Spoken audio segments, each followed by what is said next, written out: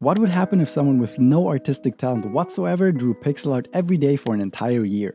That's the question I asked myself before taking on this challenge. So first of all, the reason I wanted to learn pixel art was that even though I've been making games for roughly 6 years now, all I'm really good at is programming and to some degree game design. But I was never able to create the actual art for my games and would always have to rely on marketplace assets for everything. But one day I found myself working on a prototype for a beat 'em up in Unreal Engine 4, and since beat 'em ups have a tendency to not play well with 3D models, I decided to go for a hybrid approach using pixel art sprites for characters and 3D models for the environment. I started out using a free asset by Clembot that fit the art style I was going for. However, beat 'em ups require a lot of high quality animations, and the few attacks this character came with simply weren't enough. On top of that, I also wanted to customize the look a bit since this is a popular free asset many other people are also using. But I didn't really know how to do any of this. A few years back during a sale, I bought the Learn to Create Pixel Art for Your Game course by Benjamin Anderson, aka Heartbeast, but just never found the time and motivation to touch it. But now, having a very concrete goal in mind, it felt like the right time to give it an earnest shot, and I just went through a few lessons every day. This roughly 6-hour course did a great job at covering the basics of pixel art, and our first assignment was to draw this little guy using a free software called Piscal Editor. Over the next couple of chapters, we went over the principles of shapes, values, and edges by drawing a pixel art tree, which we then also colored using a palette we created by ourselves. We then practiced what we learned so far by creating a platformer game mockup, and even went into drawing a few animations. At that point, switching over to another pixel art software called Sprite, which currently is my most played game on Steam. But before applying what I learned to the beat 'em up, I tried to draw a few things on my own without guidance just to practice a bit. I drew this shaman totem from WoW, which looks fine I guess. The South Park boys, who look dead on the inside. An animation of what's supposed to be Chris Redfield firing off the Magnum. And if you know what this is supposed to be, then you're a real OG. Even though none of these art pieces looked amazing, I was confident that I at least grasped the basic concepts of pixel art. So it was finally time to go back to the beat 'em up, and with all the things I've learned so far, I would surely be up to the task and nothing could possibly go wrong. I started out by recoloring the character to make it look a bit different, and that was simple enough. All beat 'em ups tend to have a combo string, which is usually a jab, cross, and kick that knocks the enemy back. And for my character, I decided to go with a punch, hill strike, and used an existing slash animation for the last hit. Even though it looked decent enough to get the point across, the animations looked very stiff and I wasn't too happy with the result. Despite that, I moved on to the first special move, which was an uppercut. To make things easier, I tried to copy-paste as much as possible from existing frames to put it together, and this one honestly doesn't look too bad. But to show the impact of attacks, I also needed a knockdown and get-up animation, and to keep things simple, I practiced this by drawing a sandbag. Even though I definitely got a bit better at pixel art by doing all of these things, and my devlog series about making that beat 'em up got pretty good views, every little step was painful, and every time I opened up Sprite to stare at this damn blank canvas, I was filled with dread, not knowing where to even start. I had all these voices popping into my head telling me I'm not good enough. Maybe my lack of art fundamentals is holding me back. Maybe I should just double down on programming instead. Maybe I should have started with traditional art rather than pixel art. And that should put us right about here before death and rebirth on my pixel art journey. I stopped doing pixel art completely, stopped working on the beat 'em up, went out to buy a bunch of drawing utensils, and started going through another Udemy course called The Ultimate Drawing Course Beginner to Advanced by Jason and Quentin Batchelor. I set myself the goal to go through one lesson every day and actually managed to stay consistent with it, no matter how much I disliked drawing on paper and how frustrated I was with my results. And to be fair, by the end of the course I did learn a few things about shading and perspective that would translate nicely to pixel art. But taking this huge detour made me feel like I had to first spend a few years getting decent with art fundamentals to then attempt pixel art again, moving up the goalpost by quite a bit. And I thought to myself, maybe art does require talent after all, which led to me giving up after finishing the course. Now, if you're very observant, you might have noticed that my first beat 'em up devlog in which I recalled the characters was uploaded about 3.5 years ago. But the title of this video is 1 year of learning pixel art. So how does that work? After finishing the Ultimate Drawing course, there was a period of almost 2 years of me not drawing anything at all. I would still work on the beat 'em up every once in a while, but instead of trying to draw new frames, I just sidestepped the issue and work on things that didn't require art. But at the same time, I was still subscribed to a couple of pixel art channels on YouTube and would watch a video every once in a while. These would give me some motivation, but it was never enough to overcome that huge hurdle of making me get back into it. Until one day, I came across a video by Brandon James Greer called How Do You Start Pixel Art? Here's What I Did.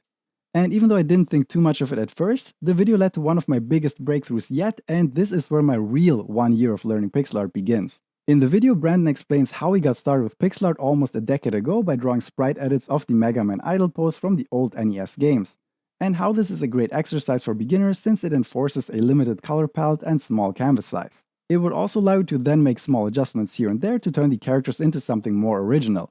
And apparently this is almost a rite of passage for many pixel artists, similarly to what finishing the donut tutorial is for Blender users. This seemed like the perfect bite-sized challenge to build up the habit of drawing a little bit every day while doing something fun. And I started right away by drawing the extended Street Fighter 2 cast little by little. Some of them turned out looking not that great, but since one character only took 2 to 5 minutes depending on complexity, it was never frustrating or discouraging. It also solved the issue of the dreadful blank canvas, since I would always start from the Mega Man template and had a vast library of pre-existing character designs to pull from. But after doing that for a couple of months, doing pixel art on my PC and having to stop everything else was a bit cumbersome, and I decided to get an iPad to be able to easily draw during downtime or while being out and about. I planned to use a pixel art app called Pixaki, but right around that time a new app called Resprite came out that is very heavily inspired by Asprite, so I decided to go with that since it would be an easy transition. This led to me eventually drawing roughly 400 Mega Man sprite edits, many of them being fighting game characters, but also drawing a few other ones you might recognize. For the first time, I really felt like my art skills were improving little by little, while also having a lot of fun with it. Around the time I drew the Street Fighter 4 and Third Strike cast, there were a couple of characters I was so satisfied with that I started a new hobby somewhat related to pixel art, and that was crafting iron beads. Having a physical manifestation of something that I drew hanging on my wall was a great motivator and a constant reminder to keep on drawing pixel art. At that point, looking back at the Street Fighter 2 cast I drew at the beginning of this exercise with my improved skill set made them look very lackluster, and I decided to redraw them to see how much I improved over these few months. And small changes such as drawing in a bit of muscle definition, better representing the slightly left-facing perspective, and getting rid of muddy black inlines made a huge difference, which made me quite happy with my progress. So hey Brandon, in case you somehow end up watching this, your video really put me on the right path, so thank you, man. I would still continue doing this exercise every single day, but at the same time start to feel like I've outgrown it and wanted to try something new. Outside of allowing me to draw pixel art whenever I wanted to, getting an iPad also had the nice side effect of me naturally reading a lot more books. These would usually be books about game development, but when looking around for pixel art books, I came across an awesome ebook called Pixel Logic. It's a 240-page in-depth pixel art guide focusing on visual learning, and it uses art from games we all know and love as examples, making it a blast to swipe through. It covers everything you'd need to know about pixel art, starting from the basics and making its way up to advanced topics such as different outline types, subpixeling, and animation. The author Micha Farrar drew amazing art for Wargroove, Cassette Beasts, and many other games, and I can wholeheartedly recommend the book. It's really affordable, and if you're interested, there's a link in the description. With my newfound technical understanding of pixel art and having drawn sprite edits of the 8-bit version of Mega Man plenty of times, I did want to take a big step forward. But at the same time being so comfortable with my routine and still having my failures from the past attempts looming in the back of my head, I didn't want to take too many risks. So I decided to still keep on drawing Mega Man sprite edits, but use the 16-bit version from the Wily Wars games instead.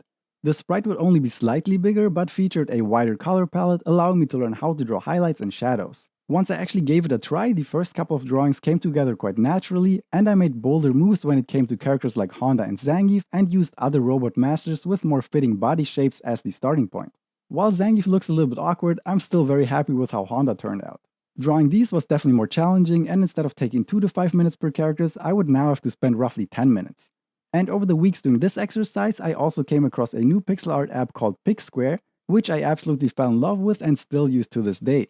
The developer is really cool, constantly improving the app, and he also gave me a discount code for you guys to get 30% off on the full version using my code COBRA during checkout. But you can also just download it and try for free first.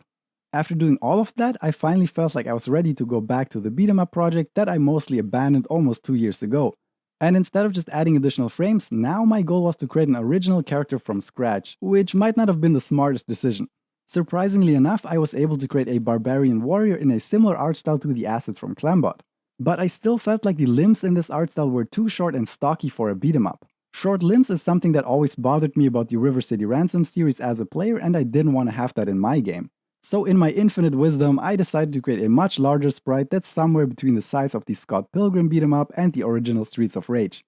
I first created a base template character and spent some time experimenting with different hats and bodies until I landed on this. Now, I didn't absolutely love this, but decided to just go through with drawing all the animations anyway instead of giving in to my doubts.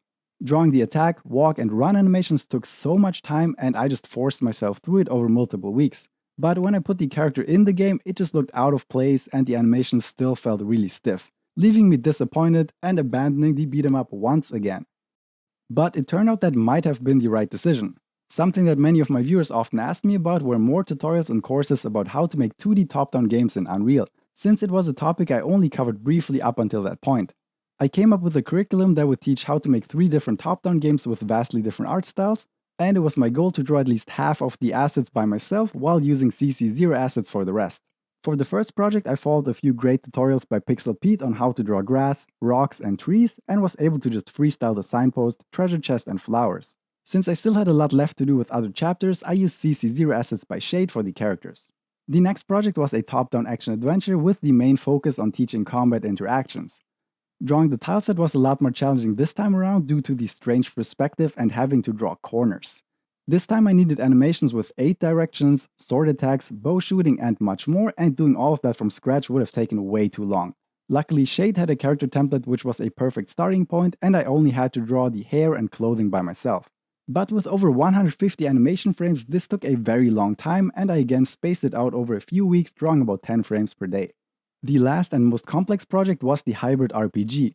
And here I would use a free 3D environment together with 2D sprites to create an art style similar to the HD 2D games by Square Enix.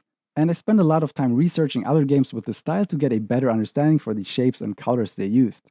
After a lot of trial and error, I was able to put together a base that would be the starting point for all of my characters. Before creating my original characters, I wanted to practice a bit, and as you may have guessed, did so by drawing the Street Fighter 2 cast again. This art style forced me to learn things such as anti-aliasing and how to draw shaded outlines, which made a huge difference. And after a bit of practice, I started work on my original characters for the game. I needed a city guard, the player character, and a teammate that could join your party. The guard and teammate were simple enough, but when it came to the player character, I made a choice that I would later regret. When designing the character, I gave him asymmetrical features like the right shoulder being exposed. This meant that for the left and right animations, I couldn't simply mirror them, but would have to redraw the upper body for the correct shoulder to be exposed. Drawing all of the animation frames was by far the most time-consuming part, but all in all I was pretty happy with how the characters turned out. Without being able to draw my own pixel art, I would have never been able to create this course. And since viewers are really happy with it and it is still my main source of income right now, that would have been too bad. So even though all of my attempts to create beat-em-up characters didn't quite work out yet, when it comes to top-down games I was quite happy with my progress after 1 year and was determined to keep on drawing pixel art to try to keep getting better at it. I still have a very rigid process that I need to follow and am very limited in what I can create. But I'm now having fun with the process and I'm getting results that have a direct positive impact on the games and content I can make. In my mind, this proves while talent can definitely help, it is not a requirement. Just sticking with it long enough, setting realistic goals, and chipping away at it little by little every day should work to at least get you to a decent level. And just between me and the 2 of you who are still watching, I've actually delayed this video for so long that as of releasing it, I've been consistently doing pixel art for an additional 6 months. And while beat 'em up animations still are my bane, I've been trying out a couple of other things and doubled down on JRPGs. But that's something I might talk about more if I make a 2 years of learning pixel art video. Thanks for watching this video all the way to the end, and if you've enjoyed it, you're probably also going to be interested in this video about my 6 years of learning game development. As always, a huge thanks to my amazing patrons and YouTube channel members.